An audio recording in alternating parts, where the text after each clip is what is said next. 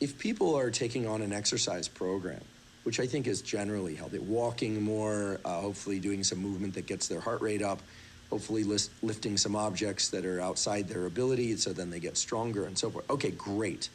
Should people do all of that and then start to think about the other syllables and vowels and language of movement? And the reason I ask this is a very practical one. Many people will say, well, this all sounds great, but I gotta get up in the morning, make myself breakfast, take my kids to school, do all my things. I get 30 minutes. I need to get my heart rate up, gotta get my zone 3-4, I now have to lift things. You're telling me now I have to pay attention to the subtle ripples of movement? You know, so I could see either argument being true, that just like check off the boxes, heart health, muscle health, ligaments, fight deterioration, add something on top of that, versus no, let's treat the whole system as having a lot more opportunity there and start there, no matter where you are. That's a practical question embedded in a somewhat intellectual conversation.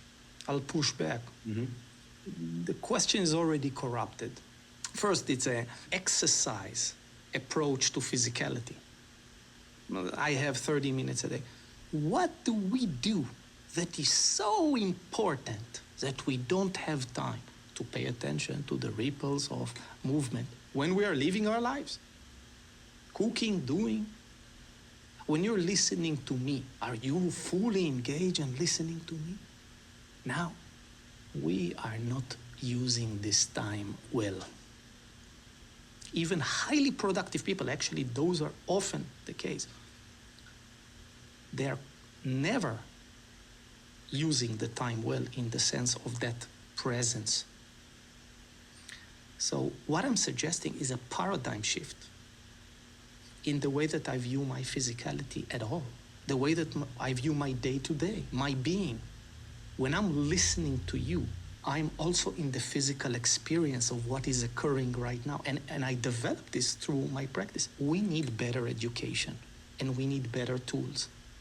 The body, the sensory symbols, and those impressions they are so important. So when we play this game of paying attention and the quality of it, we are interacting underneath the problems with the system.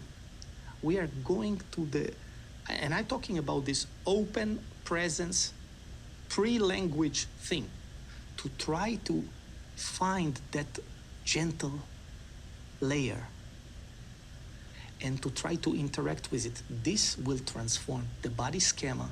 This is below exercise. And then I use exercise very efficiently when you have that, when the model is addressed. I do this work with athletes, I do this work with grandmas, I do this work with Alzheimer patients, with musicians. This is very potent.